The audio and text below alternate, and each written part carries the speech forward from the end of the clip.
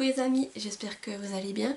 J'ai le plaisir de vous retrouver aujourd'hui pour une petite vidéo. Donc comme vous avez pu le voir, il s'agira d'un mini book haul où je vous présenterai des livres que j'ai reçus et que je me suis acheté récemment. Et après il s'agira d'un petit tag littéraire. Donc c'est parti, on y va. On va droit commencer par le book haul. Alors je vais vous présenter tout d'abord les 2 services presse que j'ai reçus. Alors c'est parti. Alors tout d'abord j'ai reçu les Inexistants de Catherine Roland aux éditions Fictio Roman Noir. Alors ici, je remercie tout d'abord Catherine pour cet envoi, vu qu'en plus elle me l'a envoyé en papier, elle a eu la gentillesse de me l'envoyer en format papier. Là c'est un roman noir d'après ce qu'elle m'a expliqué quand elle m'a contacté justement pour me demander si j'étais intéressée. Et je vais vous lire du coup le résumé plutôt que de vous en faire un improvisé. Au Péché Gourmand, un restaurant qui ne ferme jamais, Camille vient de prendre son service. Mère célibataire d'un petit garçon handicapé, elle y retrouve chaque soir le vigile, Noam, un ancien professeur venu d'Irak, qui craint d'être expulsé. Cette nuit, pourtant, est différente des autres. L'éventreur, un tueur en série qui terrorise leur petite ville de province depuis des mois, est sur le point d'être arrêté. Avant l'aube, tout aura basculé. Voilà. Donc franchement, ce résumé me fait très envie et je vous avoue que c'est vrai que j'avais envie de découvrir cette autrice sous un autre genre, on va dire. Je l'ai déjà lu dans un style plus jeunesse, fantastique. Et là, ce sera l'occasion de la voir dans un style un peu plus sombre et puis peut-être un peu plus dans un style de thriller, j'ai envie de dire. Sinon, au niveau du nombre de pages, c'est un roman qui fait... combien? Il fait en tout passer... Il fait un peu plus de... Hop, si je n'arrive pas à choper la page. Un peu plus de presque 250 pages. Et au niveau de l'écriture, il est quand même écrit assez plus petit que ce que j'ai l'habitude de lire, on va dire, et plus serré, comme vous pouvez le voir. Voilà. Et puis en plus, Catherine a eu la gentillesse de me le dédicacer. Encore merci, ça m'a vraiment beaucoup touché son petit mot. Voilà, donc ce sera un livre que je vais lire prochainement, donc vous verrez passer tout bientôt. Et encore merci Catherine pour cet envoi, je suis super contente et je me réjouis de découvrir ton roman. Et j'ai aussi reçu en numérique le premier tome de Bottom Beach, La ligne du cœur de Charlène Cobel et Léane Morton. Donc je remercie Charlène de me la renvoyer par email du coup. Et ici on va suivre l'histoire de Ashton et Hayley qui se rencontrent lors d'une sortie en boîte de nuit. Ça ne va pas très bien se passer entre eux. Et suite à cela, en fait, il y a une des amies d'Hayley qui va s'en mêler et qui va faire que leurs chemins se recroisent. Voilà, tout ce que je sais pour le résumé. Donc de nouveau, je remercie Charlène pour sa confiance parce que c'est vrai que j'ai plusieurs de ses livres et j'ai toujours adoré. Et cette fois, donc, comme pour l'autre service presse que je vous ai présenté, vous allez le voir passer très vite. Et même plus que vous le pensiez parce que celui-ci est prévu dans mes lectures du mois de mars. Et maintenant on va passer du coup au livre que j'ai acheté sur Amazon. Donc c'est vrai que je m'étais dit que... Alors ça c'est des livres que j'avais commandé vers la fin février. Je m'étais dit oui, le mois de février tu t'abstiens, t'essayes de pas t'acheter de livres et puis voilà. Sauf que en fait j'ai dû passer une commande sur Amazon pour une amie parce qu'elle a bientôt son anniversaire et puis je me suis dit ben voilà, je vais commander quelques petites choses sur Amazon. Et pendant que j'étais là-dessus, je me suis dit, tiens, pourquoi tu ne te passerais pas une petite commande aussi pour toi? Donc voilà, donc j'ai quand même craqué et je vais vous présenter les quelques livres que j'ai achetés. Donc tout d'abord, j'ai pris le tome 2 de Val Jalbert, Le Rossignol de Val Jalbert, de Marie-Bernadette Dupuis. Si vous avez suivi mes dernières vidéos, donc j'avais mis dans ma pile de livres le premier tome de cette saga. Je l'ai lu, j'avais bien aimé et justement, je me suis dit que je voulais m'acheter le second tome pour au pire le lire l'hiver prochain. Donc d'abord j'ai essayé de commander via France Loisirs, sauf que malheureusement il n'était plus en stock. Alors du coup comme je passais ce commande Amazon, et bien je me suis dit je mets dans cette commande, comme ça tu le recevras. Et voilà, donc pour le résumé, je vais pas vous le refaire parce que j'en ai déjà parlé plusieurs fois, donc je vous mettrai dans les petits, soit la vidéo où c'est que je vous présente ma palle de l'hiver, ou soit la vidéo c'est que j'en parle, voilà, que vous puissiez aller voir si ça vous intéresse. Alors ici c'est aussi un beau bébé, et puis ça, ah oui, c'est aux éditions Le Livre de Poche, j'oubliais. C'est aussi un beau bébé, il fait... Oh, il est plus gros que l'autre, il fait passer 850 pages, et l'écriture, c'est écrit, je trouve quand même assez grand, mais c'est très serré. J'arrive juste à vous trouver, regardez. Ouais, c'est vraiment assez serré, mais ouais, un beau bébé, mais si c'est comme le tome 1, franchement, je l'avais dévoré, j'avais lu ça en vraiment rien du tout. C'est une histoire, comme j'avais dit pour le tome 1, si ça reste sur le même style, c'est vraiment suit la vie d'un personnage, il y a quelques rebondissements, Mais c'est vraiment plus pour un peu, je dirais, de se laisser aller. Faut pas s'attendre à une grande aventure ou à quelque chose comme ça. Mais j'ai beaucoup aimé, puis le fait que ce soit au Canada avec la neige, tout ça, ça m'a beaucoup plu.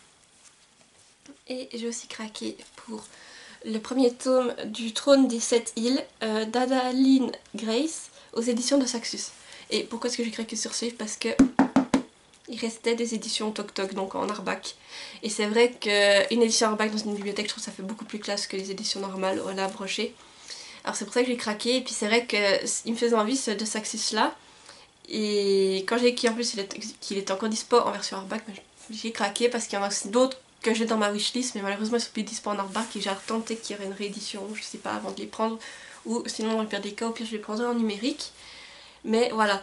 Et ici pour le résumé, donc tout ce que je savais moi au départ c'est que c'était avec des sirènes, donc ça me plaisait bien. Et puis je crois en plus que le tome 2 va sortir prochainement, donc pour l'avoir aussi en hardback, je vais me le procurer rapidement. En plus ce qui est bien c'est qu'il est tout emballé, donc comme ça, jusqu'à ce que je le lise, je ne le déballe pas par sécurité. Et comme ça moi je suis sûre que les pages vont pas jaunir ou s'abîmer. Et au niveau du résumé du coup je vais vous le lire, ce sera plus simple parce que ça a l'air assez complexe d'après ce que j'ai pu lire.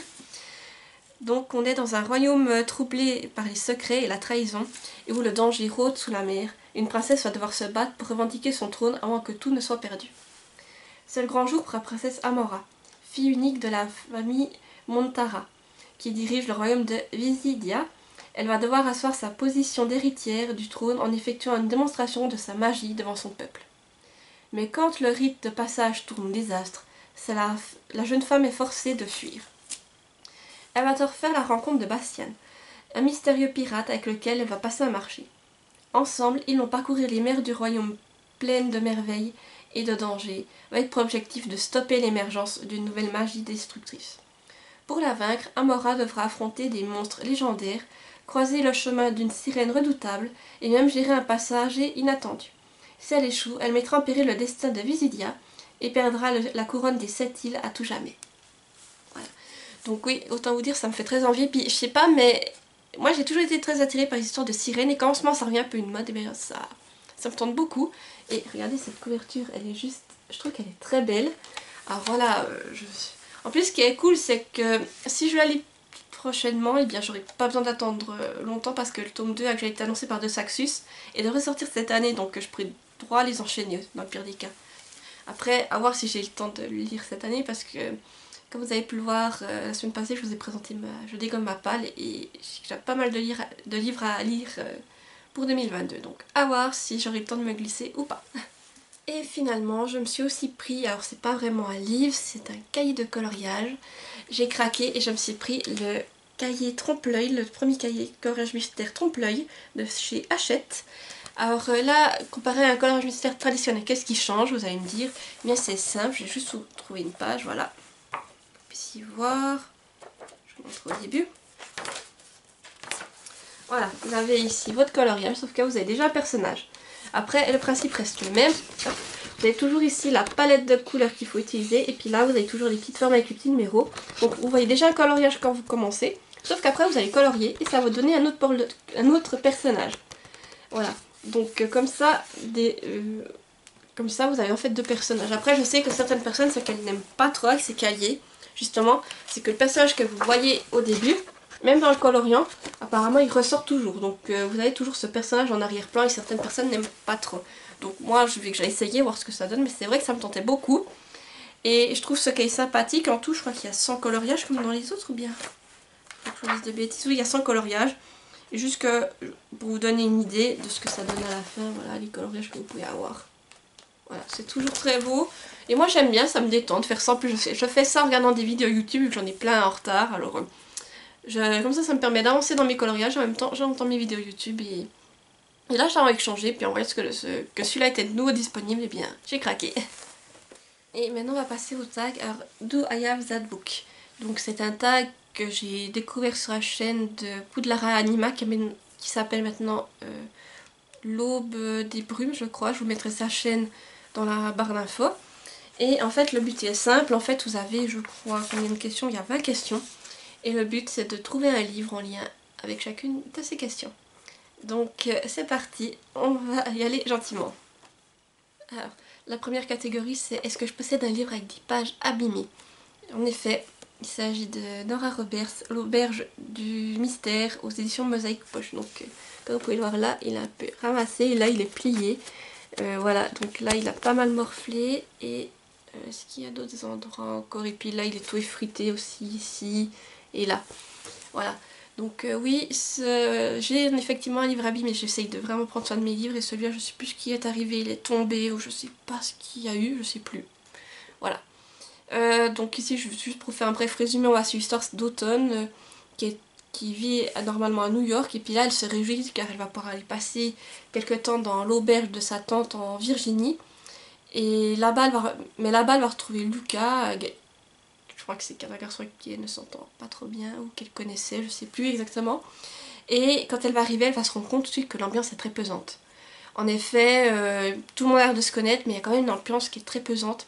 Et ça va aller comme ça jusqu'au jour où on va retrouver l'une des clientes poignardée. Donc tout le monde est suspect, y compris ce fameux Lucas. Et en plus à ce moment-là, l'auberge se retrouve isolée du reste du monde. Voilà, donc Autumn se retrouve avec un potentiel tueur. Voilà, donc ça c'était un livre que j'avais beaucoup bien aimé, je me rappelle. Il faisait combien? Oui, ça faisait 300, un peu plus de 300 pages, c'était écrit assez gros que je vous montre.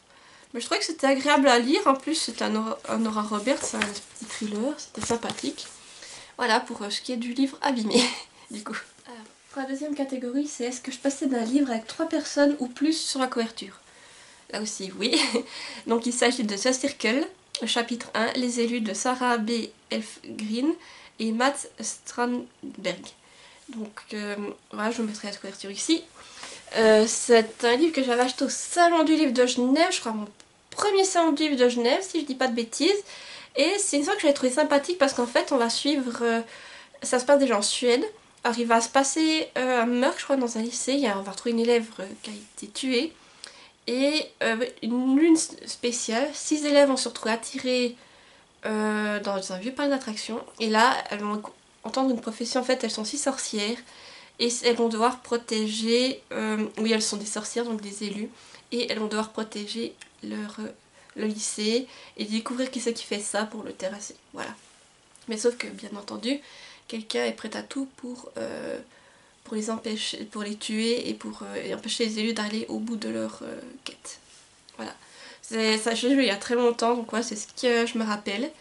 Mais si me souviens, c'était une bonne histoire, sauf que là, j'avais lu, c'était le tome 1. J'ai le tome 2, il s'appelle comment le tome 2? Juste que je réfléchis, c'est avec il y a du feu dessus. Ah bah ouais, c'est feu, voilà. Et puis là il est dans ma palle aussi, mais il faudrait que je l'en sorte parce que ça fait des années que je l'ai acheté et puis il a toujours pas bougé. Et puis ça c'est une saga qui est en cours depuis des années. Mais voilà, ça c'est une autre histoire. Donc là vous voyez très bien les 3 personnages sur la couverture. Donc c'est tout bon. La troisième catégorie c'est est-ce que je possède un livre basé sur une autre fiction? Donc c'est vrai que là j'ai hésité très longtemps parce que je croyais pas que j'en avais et finalement j'ai mis celui-là. Je sais peut-être que c'est un peu de la triche, j'en sais rien, mais moi je considère que ça rentre. Il s'agit de Poison, Charme, Beauté de Sarah Pinborough aux éditions Milady. Donc j'estime qu'il passe dedans parce qu'en fait ce qui se passe dans chacun, on va dire, ce qui se passe dans chacun des tomes en fait, en tout cas pour le deuxième et le troisième, on va retrouver des choses du précédent. Du tome 1 et du tome 2 pour le 3, voilà. Donc c'est pour ça que j'estime que ça rentre dedans. Alors qu'est-ce que c'est que ça, Poison, Charme, Beauté? En fait c'est une réécriture de contes, sauf qu'on va dire que c'est assez osé. Ce ne sont pas les petites princesses que l'on a dans du Disney, bien au contraire, ce sont des princesses un peu dévergondées, qui n'ont pas froid aux yeux, et je vous avoue que c'était intéressant à lire, et puis c'est vrai que dans les princesses comme ça change. Alors pour Poison, là c'est une réécriture de Blanche-Neige, mais son bon charme c'est Cendrillon, et Poison, Beauté pardon, et Beauté c'est le petit chaperon rouge, mais je crois qu'il y a aussi La Belle au bois dormant, il y a plusieurs contes en fait dans le dernier. Mais c'était intéressant et puis une fois il faudrait que je relise, et en plus regardez la beauté de l'objet livre quoi. Et en plus c'est un hardback, hein. Il faut toujours que je le fasse hein, parce que c'est un hardback, voilà. Alors sinon il faisait combien celui-ci? Il faisait un peu plus de, vous voyez, un peu plus de 530 pages. Et au niveau de l'écriture je trouve que ça allait. Regardez en plus comme il était fait, c'est magnifique, hein, vous voyez, les petits dessins. Au niveau de l'écriture il était, voilà, vous aviez des illustrations aussi, c'était sympa. Et au niveau oui de l'écriture ça va, c'était écrit je trouve quand même ça assez gros et assez espacé. Mais voilà, il faudrait que je prenne une fois le temps de le relire parce que c'est vrai que je me rappelle plus beaucoup. Mais c'est vrai que j'avais bien rigolé de voir les princesses autant dévergondées. C'était sympa. Que voilà, c'est pas du Disney comme je vous le dis, mais c'est un autre style et moi ça l'a fait. Donc pour la quatrième catégorie du coup, c'est est-ce que je possède un livre avec un titre de plus de 10 lettres. Alors normalement c'est vrai que dans le vrai challenge c'est de 10 lettres pile, mais j'ai fait comme de poudre à l'image, j'ai décidé de me tromper, hein, entre guillemets. Et du coup j'ai pris Chair de poule Horrorland, le tome 6, Le secret de la salle aux momies de R.L. Stine chez Bayard Poche. Voilà donc là, Chair de poule, facile, vous avez les 10 lettres, hein, easy. Ici pour le bref résumé, on va suivre Abby et son frère Peter qui vivent avec leur grand-mère, mais malheureusement celle-ci va tomber malade et va les envoyer chez leur oncle Jonathan à la campagne. Et là les enfants ils vont découvrir une étrange maison dont le salon fait penser à un tombeau égyptien. Et très vite ils vont se rendre compte qu'il se passe des choses bizarres là-bas. Voilà. Donc ça reste un Chair de poule. Bon, pour moi je crois que celui-ci je l'avais bien aimé. Franchement je pense qu'il faudrait que je le relise d'ailleurs. Je me rappelle j'ai un très bon souvenir de celui-ci. Et ça reste du Chair de poule donc il fait... Oh il est quand même assez long celui-là. Qui a noté ouais un peu plus de 160 pages. Mais ça reste écrit, c'est du jeunesse, ça reste écrit grand. Et voilà comme vous pouvez le voir, hein, ça se lit très vite. Donc un petit Chair de poule pour que j'ai glissé dans cette catégorie du coup. Pour la cinquième catégorie, c'est est-ce que j'ai un livre qui commence et se finit par la même lettre. Alors oui, effectivement, j'ai pris Si je te retrouvais de Nora Roberts au CSA, je crois que c'était aux éditions François Vire. Voilà, donc ça commence par un S, ça se finit par un S. Voilà, ça marche. Ici, alors pour l'histoire, c'est l'histoire de Fiona qui vit une vie maintenant idyllique. Elle est dans un coin tranquille avec ses 3 fidèles labradors. Elle est dresseuse, elle donne des cours juste en canin et tout va pour le mieux, sauf que quelques années auparavant Fiona elle a été poursuivie par un tueur et celui-ci a tué son fiancé et le chien de son fiancé. Et pendant ses cours, justement, elle va rencontrer Simon Doyle qui vient d'acquérir un labrador lui aussi, qui est assez turbulent et qui décide d'avenir à ses cours. Et en même temps, bien entendu, il y a un meurtrier qui va recommencer et qui utilise le même procédé en fait que celui qui l'a poursuivi il y a des années. Et les meurtres se rapprochent petit à petit de Fiona. Voilà pour le résumé. Donc ça, c'était le premier Nora Roberts que j'ai lu. Enfin, je monte la couverture. Il est très beau. Alors pourquoi je l'avais pris en fait? Parce qu'à l'époque j'avais un labrador et puis le fait qu'il y ait des labradors dans l'histoire ça m'avait tenté. Et c'était une histoire vraiment que j'avais beaucoup aimé, un thriller haletant avec de la romance. Mais ça m'avait beaucoup plu. Et il fait combien celui-là? Il fait ouais presque 600 pages. Et je trouve qu'il était écrit quand même assez grand. Et hop, je trouve ça allait l'écriture assez grande, assez aérée, ouais. Je l'ai déjà lu plusieurs fois, mais bon, quand je le vois, je me dis qu'il faudrait que je le relise parce que c'est vrai que j'avais beaucoup aimé. Puis toujours les labradors, moi j'adore les labradors, c'est des chiens, j'ai toujours adoré. Et voilà, je vais me replonger là-dedans, je suis sûre que je vais adorer tout ça avec du thriller. Ça passe nickel. Et ensuite, la catégorie 6, est-ce que je possède un livre de poche? Ben, oui. Là, il s'agit des Chroniques du Docteur Fourrure de Sylvain Balto aux éditions Pocket. Alors, ah oui, alors, je vais vous dire avant les livres que je vous mets ici, je les ai en papier. C'est juste que, comme je vous ai déjà expliqué, ils sont dans cette bibliothèque meuble télé, que voilà, où tout est entassé. Et j'ai la flemme en fait d'aller tout chercher là-dedans parce que sinon ça va me prendre un temps fou. Alors voilà, c'est pour ça que je vous les mets là. Mais celui-ci du coup est dans cette fameuse bibliothèque. Et là, du coup, c'est un poche, effectivement. Et c'est une histoire que j'ai trouvé vraiment intéressante car en fait c'est un vétérinaire qui raconte son métier on va dire, qui nous raconte ses expériences avec des animaux, tout ça. Alors des fois c'est quand même assez, il y a des histoires qui peuvent être très touchantes et puis d'autres qui sont plus difficiles on va dire, c'est ce que je me rappelle, j'ai lu il y a des années. Celui aussi il faudrait que je relise parce que c'était vraiment intéressant, je me rappelle j'avais beaucoup aimé, j'avais lu ça, j'étais ado hein. Alors ça fait des années que je l'ai lu mais j'avais beaucoup aimé donc il faudrait que je me le ressorte une fois pour le relire. Alors la 7ème catégorie, est-ce que je possède un livre par un auteur qui utilise un autre nom d'écriture?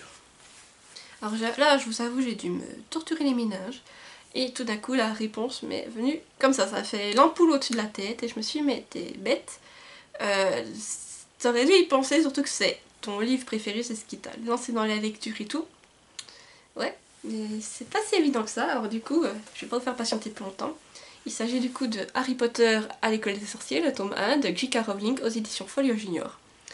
Et donc je vais peut-être vous apprendre un truc, mais J.K. Rowling, elle a pas seulement écrit sous ce nom-là, en fait, elle a écrit, j'ai le nom là, sous le nom de Robert Galbraith, plusieurs de ses romans. Voilà, donc moi j'ai tous ceux écrits sous J.K. Rowling, mais elle a aussi édité 2 romans sous cet autre nom. Donc ça marche. Et je vous avoue que d'abord je pensais que je n'allais pas avoir de livres qui allaient entrer dans ces catégories-là, alors qu'en fait la réponse était sous mon nez. Donc voilà. Donc je... Ouais, clair, hein, je vais pas vous refaire le résumé des Harry Potter, hein, je crois que tout le monde connaît, tout le monde a au moins vu les films, hein, donc c'est de quoi ça parle. Mais les Harry Potter, je vous montre, moi j'ai des vieilles couvertures, mais j'adore, je m'en séparerai jamais. Et celui-ci, il faisait combien? Le premier, bon, il faisait un peu plus de 300 pages, et puis c'était écrit quand même assez grand, hein, pour montrer, mais... D'ailleurs, il faudrait que je me les relise, mais je vais pas me les relire dans cette édition-là, bien entendu. Je vais me les relire une fois que j'aurai tous les éditions illustrées par Jim Kay. Voilà. Mais voilà, j'espère que vous aurez peut-être appris quelque chose avec J.K. Rowling, on ne sait jamais. La 8e catégorie, c'est est-ce que je possède un livre avec le nom d'un personnage dans le titre? Et oui, là aussi. Donc il s'agit de Elana, le tome 1 de Pierre Bottero aux éditions Rajo. Donc ça fait un mois que je les ai lus, les Elana, donc je vais juste vous lire le résumé, surtout que je vois qu'il est très court, alors comme ça, pour pas faire de boulettes, parce que c'est vrai que c'est assez compliqué à expliquer, c'est un univers très vaste, et j'ai peur de m'en mêler les pinceaux si je vous fais un résumé improvisé. Elana a 13 ans, quand sur sa route elle croise Gilano Alwyn, le plus grand des maîtres marche-ombre. Il lui propose de lui enseigner le secret de sa guilde. Elle accepte de devenir son élève. Commence un apprentissage jalonné de danger en quête de liberté. Voilà. Donc c'est des couvertures magnifiques, hein, comme vous pouvez le voir. Ça c'est une trilogie.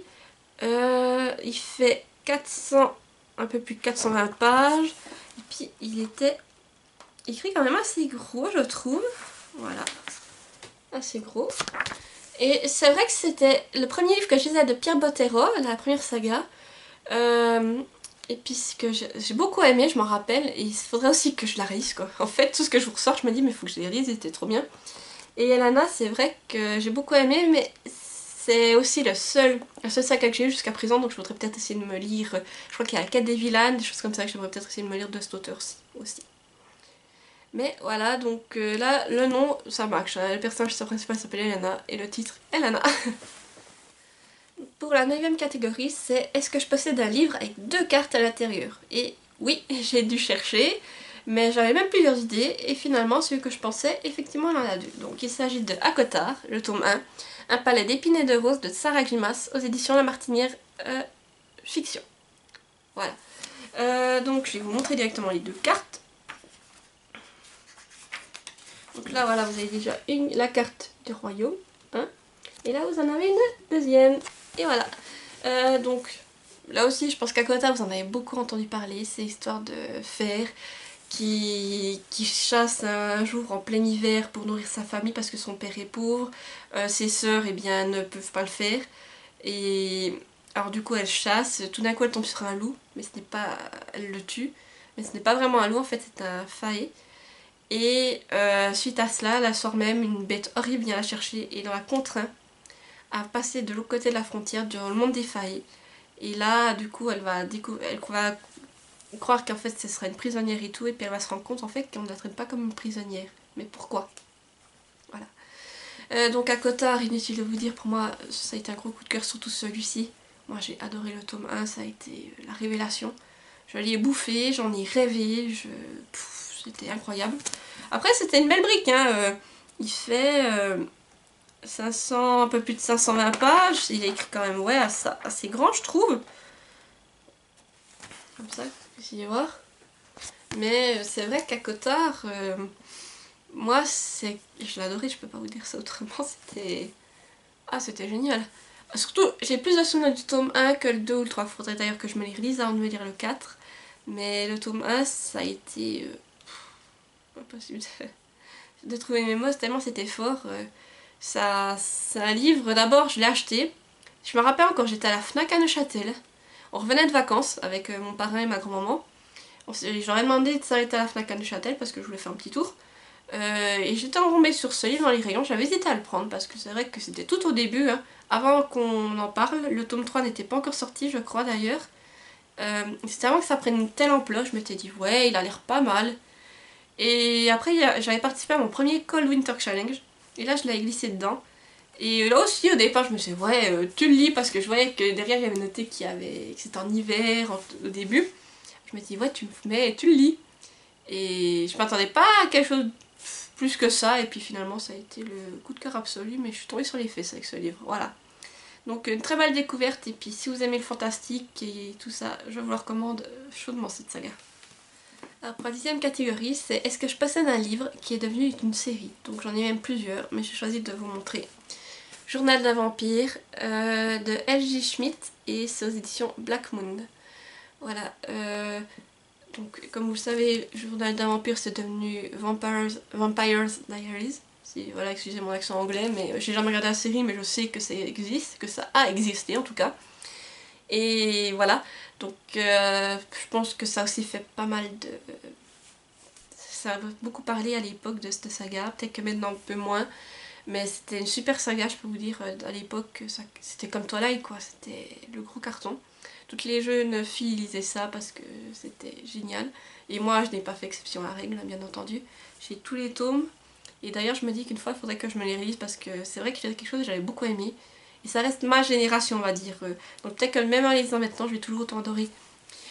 Donc voilà, bref, c'est l'histoire d'Elena, qui est dans un lycée. C'est la fille la plus populaire du lycée.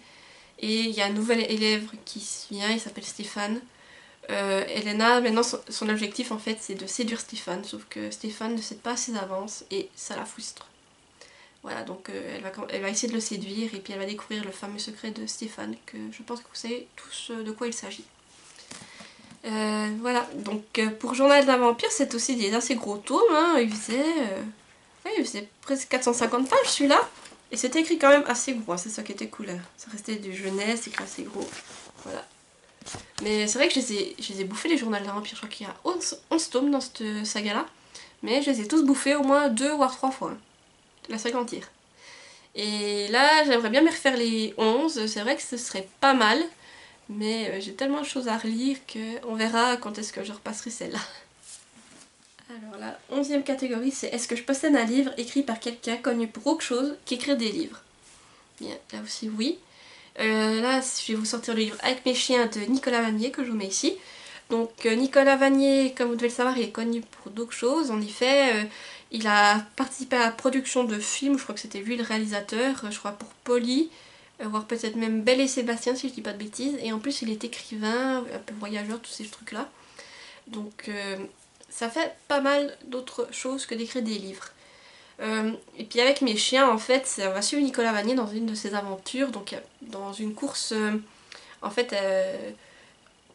ouais, dans un voyage avec ses skis, je crois que il va faire un parcours entre je sais plus quel pays et quel pays, ça fait un moment que je l'ai lu, mais on va le suivre tout du long, et suivre son expérience, et en plus il y a des photos dedans que je trouve que c'était vraiment super bien. Mais voilà, donc même pour ça que je pensais au départ avoir du mal, je me disais mais... Il y a des catégories, je vous dis, j'ai cherché, je me disais mais mon dieu, je pense que j'ai passé dans la bibliothèque, et puis finalement, quand je suis tombée dessus, je me suis dit ah ben si, quand même. Et j'ai été étonnée de remplir toutes les catégories, donc même si certaines j'ai un peu triché, peut-être, hein, mais j'ai quand même rempli toutes les catégories, donc je suis contente. Pour la 12e catégorie, c'est est-ce que je possède un livre avec une horloge sur la couverture. Alors celle-là, je vous avoue que j'ai cherché. J'ai cherché, j'ai passé toutes ces couvertures en revue. Et finalement, je suis tombée sur une qui peut jouer. Je crois même que de Poudlard Animal a mis la même. Voilà, mais comme j'ai le livre, je ne pouvais pas faire autrement. Il s'agit du premier tome de la saga, la trilogie des gemmes, Rouge Rubis de Kerstin Gier. Pardon pour la prononciation de l'auteur, je sais si je prononce juste ou pas. Et là, en fait, sur la couverture que je vous mets là, vous pouvez voir qu'il y a Big Ben derrière et qu'on voit l'horloge. Donc, j'estime que ça compte. Et pour en revenir à la trilogie des gemmes, oui, oh là là, ça va pas bien. C'est pas bien chez le livre de poche. Et là, l'histoire va suivre en fait Gwendoline, qui est une lycéenne comme les autres. Sauf qu'un jour, elle va se retrouver propulsée dans le passé, et elle va rien y comprendre, et elle va revenir au présent. Et là, elle va devoir être inclue dans une espèce de secte auquel sa famille est liée. Et en fait, le but c'est qu'ils vont les faire voyager dans le temps pour faire, comment dire, pour aller faire des missions, voilà. Mais c'est une saga que j'avais beaucoup aimée aussi, comme toutes les autres, il faudrait que je la relise, voilà. Mais c'était vraiment génial ce voyage entre le passé et le présent, et puis tout ça, la trame aussi, le mystère, tous les mystères qu'il y avait là derrière, j'ai beaucoup aimé. Voilà. Donc si vous avez envie d'une saga jeunesse qui vous fasse passer, qui vous fasse voyager entre le passé et le présent, allez-y, celle-là, elle était géniale. Est-ce que je possède un livre de poésie? Donc là, oui, aussi. Il s'agit des Fleurs du Mal de Baudelaire, donc ça, disons que c'est pas vraiment moi qui me le suis acheté. Quand j'ai fait mon école de commerce, eh bien, on devait étudier de la littérature, et dans la littérature il y avait la poésie, on nous a fait acheter les Fleurs du Mal de Baudelaire, on a dû étudier certains de ses poèmes, les analyser, tout ça. C'est pour ça que ce livre est toujours là dans ma bibliothèque, mais avec les affaires d'école. Et Baudelaire, ce que je me rappelle, c'est que certains poèmes, on va dire que pour lui la femme, il la traitait de sacré nom. Voilà, que la femme pour lui, des fois quand on voyait comme il la traitait, je sais qu'à un moment donné il compare la femme avec charogne, alors c'est tout ce que j'en ai gardé, et je pense pas le relire de sitôt personnellement, mais voilà, ça reste avec mes affaires d'école et ça reste quand même de la poésie, donc il rentre dans ces catégories. Ensuite, la catégorie 14, est-ce que je possède un livre avec la mention d'un prix gagné écrit dessus? Alors pour ça, je vous avoue, je suis un peu trichée parce que je crois pas que j'ai de livre où c'est que c'est vraiment indiqué qu'il ait gagné un prix. Alors j'ai pris un livre où c'est qu'il y avait carrément écrit que c'était un best-seller. Il s'agit du tome 1 des Filles au chocolat cœur cerise de Cathy Cassidy. Là on va suivre l'histoire de... c'est chez Pocket Jeunesse, pardon, déjà. Et on va suivre l'histoire de Chérie qui a 13 ans, qui vit avec son papa. Et son papa vient de rencontrer quelqu'un. Et comme ça va bien entre son papa et cette dame, et bien il décide d'emménager chez elle. Et là, Chérie va devoir faire la rencontre de ses 4 filles. Et avec certaines ça va bien se passer et d'autres pas. Donc ce roman va vraiment aborder la notion de la famille recomposée, ce que j'aime beaucoup. En fait, chacun des romans de cette saga aborde un thème différent. Là on aborde la famille recomposée, mais il y en a un autre qui va peut-être aborder un autre thème. Tout ça est vraiment des thèmes d'actualité. Et ça m'a vraiment beaucoup plu. Et là j'ai vu qu'elle est ressortie les nouveaux tomes, il faudrait d'ailleurs que je me les procure pour pouvoir les relire et voir ce qui se passe par la suite. Alors pour la 15e catégorie, c'est est-ce que je possède un livre dont l'auteur possède les mêmes initiales que moi? Alors là, ça aussi été assez dur à trouver, mais j'ai trouvé.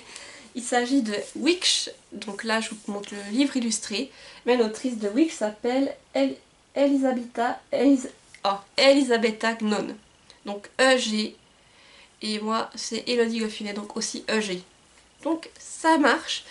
Niveau de la saga Witch, je vais pas trop vous en reparler, je vous en avais parlé dans mon vlog de l'hiver, donc je vous le mettrai dans le petit i, je crois que c'est ici, voilà, si vous voulez aller voir ce que je disais dessus, mais c'était une très belle petite BD, toute mignonne, et en anglais, donc c'était le premier livre en anglais que je disais, donc ma petite victoire, et j'étais contente, et en plus de savoir que l'autrice de Witch a les mêmes initiales que moi, pour le coup je suis contente parce que Witch c'est une saga que j'ai adorée et que j'adorais plus que tout quand j'étais adolescente, donc ça fait plaisir. Pour la catégorie 16, est-ce que je possède un livre de nouvelles? Alors, j'estime que c'est des nouvelles, donc je vais vous présenter Nuit d'enfer au paradis de Stéphanie Meyer, Meg Cabot, Lauren Miracle, Kim Harrison et Michel Jaffe. Et ça doit être aussi aux éditions France Loisirs, je pense, ouais. Je devais la racheter sur France Loisirs. Donc ce sont toutes différentes nouvelles avec des créatures fantastiques bien entendu, donc vous verrez un peu toutes sortes de choses là-dedans. Et c'est écrit par des... il y a l'autrice de Twilight dedans, il y a quand même tout ça, et c'était des nouvelles j'estimais. Elle durait peut-être plus longue que certaines nouvelles qu'on a l'habitude, mais pour moi ça reste une nouvelle. C'est pas quelque chose qui fait plus de 100 pages, surtout que le livre à lui tout seul il fait combien? Ouais, il fait un peu plus de 300 pages. Après, il était écrit quand même assez grand, c'est ça qui était sympa. Et je me rappelle que toutes les choses qui étaient abordées, c'était assez sympathique. Il faudrait aussi que je relise. Celui-là, j'en ai un autre un peu dans le même style, qu'il faudrait que je relise parce que je sais plus si c'était celui-là ou l'autre. Il y en a un qui m'avait quand même bien des frissons, par les éléments qui s'y passent. Et c'était des petites histoires. Moi, j'appellerais ça plus des novellas, je dirais. Mais pour moi, ça rentre dans ces catégories. Alors, Catégorie 17. Est-ce que je possède un livre qui a entre 500 ans et 510 pages? Plus précise, hein. Alors là, j'ai ressorti un livre, parce que j'avais que celui-ci, je crois, qu'on là-dedans. Que j'ai l'impression que je vous ai déjà parlé 10 fois sur cette chaîne, mais bon, une fois de plus, une fois de moins, voilà. Il s'agit du tome 1 de Gardiens des Cités Perdues de Shannon Messenger aux éditions Lumen. Ce livre fait, hop hop hop, comme ça, je vais vous être directement fixé, il fait, alors si je trouve, il fait exactement 70 pages, hein. On est pile poil dedans. Voilà, et pour le résumer, ben, je vous mettrai dans le petit i nouveau que vous puissiez aller voir si ça vous intéresse, parce que j'en ai parlé déjà, j'ai l'impression, en large et en travers. Donc je vais pas vous le refaire encore une fois, je vais vous l'épargner pour le coup. Et c'est vrai que Gardiens des Cités Perdues, c'est un livre que j'ai beaucoup aimé, ça m'a fait penser à Harry Potter, quoi. C'est écrit quand même assez gros, voilà, assez gros, assez aéré. Et comment vous dire, c'est du pavé, mais ça se bouffe, c'est pas autrement en fait. Je me suis foutue là-dessus, sur ce livre en fait, j'ai envie de vous dire. Comment déjà j'ai acheté ce livre, je me le suis acheté parce que tout le monde en parlait. Il est resté dans un coin pendant 2 ans, dans ma palle, pendant 2 ans. Et le jour, c'est que je me suis enfin décidée à en sortir, je n'en attendais pas plus que ça. Et je me suis pris une claque, mais une claque monstre en fait. J'ai eu l'impression de revenir 10, 15 ans, 20 ans, même en arrière, et de découvrir le premier Harry Potter en livre. Ça m'a fait ça. Alors certes, c'est pas du Harry Potter, il y a quand même une école de magie, des choses comme ça, mais tout ça, j'ai eu l'impression de revenir, de me revoir à l'époque, en découvrant Harry Potter, et d'avoir la même sensation, la même euphorie, le même « oh, faut que je sache la suite », j'en pouvais plus quoi. Voilà ce que ça m'a fait, Gardiens des Cités Perdues, donc si vous aussi vous aimez Harry Potter, que vous avez peut-être envie de retrouver ces mêmes sensations, essayez ça, je vous dis, ça passera super bien. Et puis là, je suis d'ailleurs en train de lire le tome 3. Je suis sûre que je vais le bouffer, là, j'ai déjà lu près 100 pages en une journée. Il en fait 600, mais je pense que fin de semaine, il est fini, hein. Je vous le dis, hein. Fini toi. Alors pour la catégorie 18, est-ce que je possède un livre qui est devenu un film? Là aussi, bien entendu. Et là, j'ai décidé de vous présenter le tome 1 de L'épreuve, le labyrinthe de James Dashner. Et c'était, je pense aussi, je l'ai acheté sur France Loisirs. Quand il n'y a rien noté, ça venait de France Loisirs, vu qu'à l'époque, presque tous mes livres venaient de France Loisirs, donc voilà. Mais le labyrinthe, donc je pense que vous connaissez tous aussi les films qui sont sortis, le labyrinthe, la terre brûlée, le remède mortel. Et là, donc on est sur le tome 1, le labyrinthe. Pour le bref résumé, on va suivre Thomas, qui se retrouve en fait dans une espèce de labyrinthe géant, sauf qu'ils sont au milieu de ce labyrinthe, et puis ils sont enfermés. Il est enfermé là avec d'autres gaillards qui se souviennent de rien, juste de son nom. Et dans ce labyrinthe, il y a des créatures qui cherchent à s'en prendre à eux. Et tous les soirs, les portes du labyrinthe se referment pour empêcher les créatures d'entrer dans leur camp. Et eux, en fait, ils cherchent à s'en sortir, à s'échapper, mais pour moi, ils ne savent pas comment, surtout que tous ces garçons ont perdu la mémoire. Voilà. C'est un résumé vraiment improvisé, mais c'est ça le labyrinthe. Voilà, c'est ce que je me rappelle, et c'était vraiment aussi ça que j'ai beaucoup aimé. D'ailleurs, je vais me la relire parce que j'ai les nouveaux tomes qui sont sortis, que j'ai l'intention de lire, qui sont dans ma palle. Mais j'ai envie de me refaire ceci avant.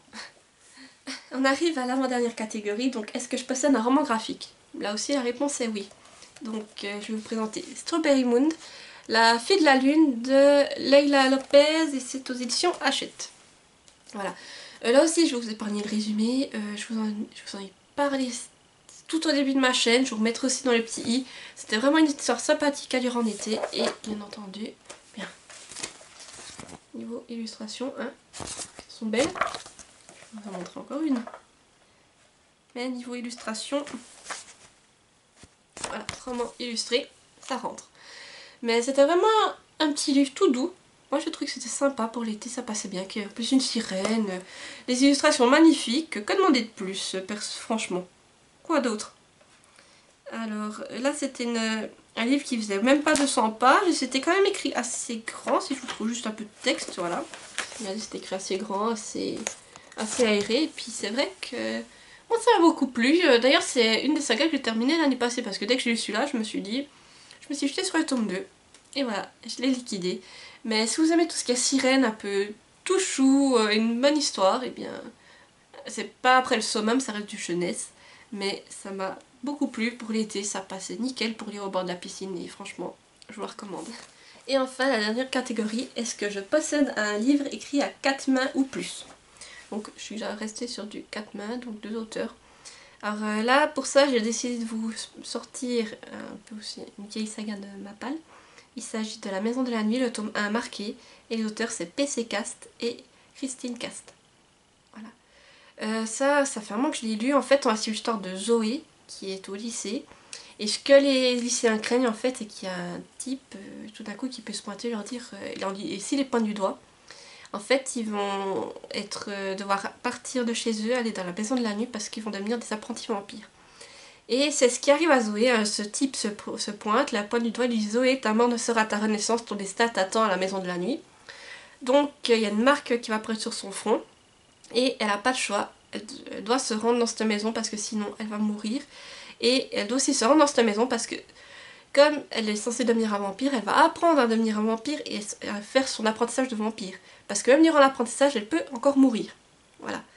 Donc Zoé, elle va prendre ses affaires et puis elle va aller intégrer cette fameuse maison de la nuit et apprendre à devenir un vampire. Voilà pour l'histoire. Après, ça fait des années que j'ai lu celui-ci, mais je me rappelle, j'avais bien aimé ce style, c'était vraiment sympa. Il faisait 307 pages, oui j'ai la page libralique jusque sous les yeux sur mon attel, hein, je sais pas par cœur, hein, je vous rassure, je suis quand même pas à ce point. Mais je m'étais arrêtée je crois au tome 3 ou 4 et j'ai la suite dans ma palle et cette fois je me dis il faudrait que je la lise parce que c'est vrai que j'avais beaucoup aimé, c'était sympa. Mais c'est vrai que j'ai plus de souvenirs, alors ce qu'il faudrait que je fasse, je pense, ce que je vais faire c'est... Je vais la relire, mais par contre je vais m'acheter tous les tomes qui me manquent et comme ça je les enchaîne. Peut-être pour 2023, ce sera mon objectif. Voilà, encore à voir, à définir, mais pourquoi pas. Je relis ceux que j'ai déjà, et les autres, j'achète tous les autres, et puis comme ça, je la déglingue d'un coup, et ça fait une saga de terminée. Pourquoi pas, hein? Ce serait pas mal, en plus que je vois que là, apparemment, il y a 12 tomes. Hein. Donc après, ça reste assez... 300 pages, ça reste des choses qui se disent assez vite, donc oui, pourquoi pas? Ça peut se faire.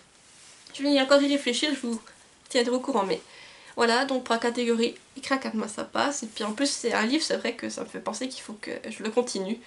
Mais c'est vrai que j'ai plus beaucoup de souvenirs, et puis il se passait tellement de choses, surtout dans les derniers tomes, que si je recommence maintenant, je vais plus me souvenir de certains éléments, et ça va me pénaliser pour la suite de ma lecture, je le sais. Donc autant tout recommencer de zéro, et cette fois m'y mettre correctement. Voilà, du coup j'arrive au bout de ce tag, j'espère que ça vous aura plu, vous aura peut-être permis de découvrir certains livres, N'hésitez pas à me dire en commentaire ce que vous en avez pensé, s'il y a des livres que vous avez lus, qui vous tentent peut-être. Je serai heureuse de pouvoir échanger avec vous. Et si la vidéo vous a plu, n'hésitez pas à mettre un petit j'aime et à vous abonner à la chaîne car ça fait toujours plaisir. Et en ce moment en plus l'algorithme YouTube n'est pas très top, je vois que mes vidéos n'ont pas beaucoup de vues. Alors ça pourrait beaucoup m'aider. Voilà, alors si vous êtes avec moi, un petit like, juste un petit like, ça fait toujours plaisir. Voilà. Sur ce, ben moi je vous laisse, je vous souhaite tout du bon et à tout bientôt dans une nouvelle vidéo. Bye bye.